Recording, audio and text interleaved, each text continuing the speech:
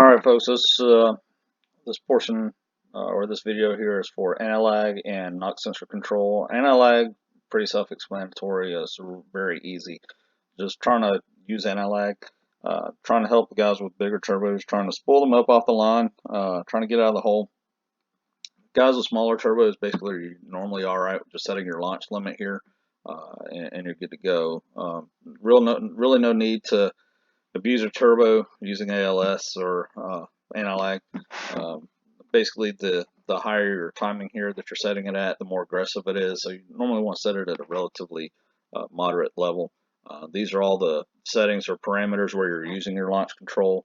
Uh, you know, TPS and RPM below certain speed and so on. Now, if I remember correctly, the timing here, even though you're raising this to make it more aggressive, which also gives you more boost the higher this number is, if I remember correctly, that's actually retarding your timing, which is what's giving you more boost, and also how much extra fuel you need to dump in while you're setting it for your anti-lag to get you out of the hole. So, okay, that pretty much covers anti-lag. I won't go into a whole lot of that because it's pretty relatively easy to use. I was able to feel a huge difference when I used it personally with the turbo I had, which is a larger one, trying to get me out of the hole, as opposed to just using the launch control launch limit here in the RPMs tab. But I also had a little bit larger of a turbo. Now, knock sensor control, basically anything below these parameters, 3,500 RPM, 30% of throttle position sensor that I have set as a conservative number, you're ignoring knock. So if you're getting phantom knock, false knock, whatever you want to call it, and you're barely hitting the throttle, you're not even going fast, and you're seeing knock spikes in your logs, you don't want to be viewing that. You don't want it pulling your timing, because anytime it does look at knock, it is pulling timing to help save your engine. You want to set this as a relatively conservative level. You don't want it real high because you may have real knock and you're not looking at that, and you're not going to save yourself or save your engine if it's ignoring it. Okay. Now, if you've got a bad knock sensor, basically, you want to replace that anyways. Now, what I do personally, I set it at a conservative level so that I'm not picking up any false knock, phantom knock, and so on. So but I'm still able to see any real knock or any knock that's showing up on my logs. Now, personally, I use E85 fuel. That fuel, isn't really going to be giving a whole bunch of knock there.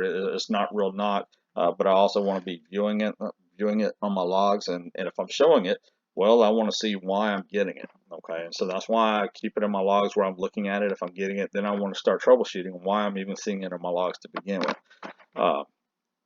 The other thing too is that what I personally do, I use this portion of ECMLink, which is not disabled, is helping me to ignore any knock where it's retarding my timing.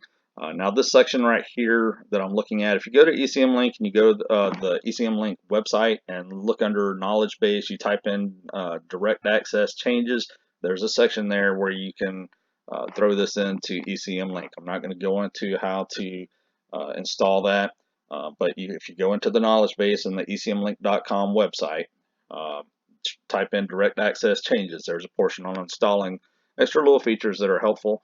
But again, I'm not going to go into that in this video. But basically, what you do, if you set, this is the stock values here. If you have it like this, you're going to be retarding timing if you're showing any knock. Okay, it's basically just like it would be, if you had the stock settings in your ECU to begin with.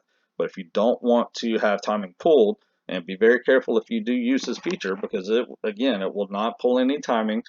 It will not protect you if you have real knock, and it will not help you save your engine. You have to know what you're doing there. But basically, all you're doing, you're putting these numbers here in this white block here to the exact numbers here. Please be careful before you save these to make sure these numbers are exactly as they are on the top. See, I've got them all matching. The ones on the bottom match the top, and then save it. You can do damage to your ECU if you don't have these numbers exactly as they are. So please be careful.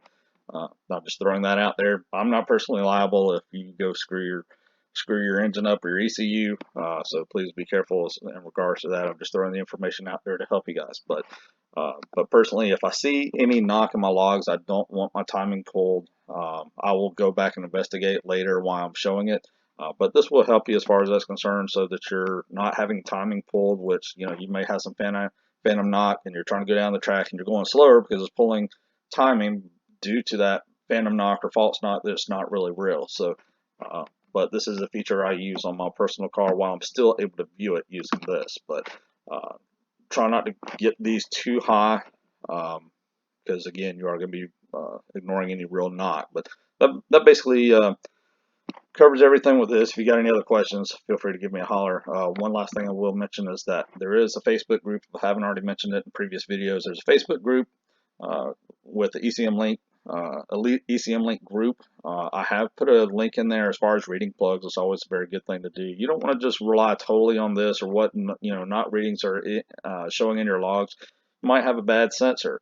Wire might be cut, could be burned through. Whatever the case, I had a sensor that was laying across, the wire was laying across uh, my exhaust. Accidentally, I wasn't aware of it, burned through the wire. So wideband sensor could be inaccurate, might not be working correctly. Knock sensor could be bad. Your plugs will not lie to you, so it's a good practice to be learning how to read your plugs, not just totally relying on the knock parameter and ECMLink. So pretty good idea to go ahead and learn how to read those plugs, and feel free to shout out, give me questions, or shoot any questions my way. I'm more than happy to answer them for you. Get on the ECMLink uh, Facebook group or even the ECMLink forums if you can get on there. Ask those questions. If I'm not available, I'm not always available. I might be busy. I do have a life, but more than happy to help people where I can. Uh, but anyway, you'll get the hang of it after you start doing it for a while. But other than that, that really takes care of you know this section right here. I'll try and get more videos here soon. Hope y'all have a good one.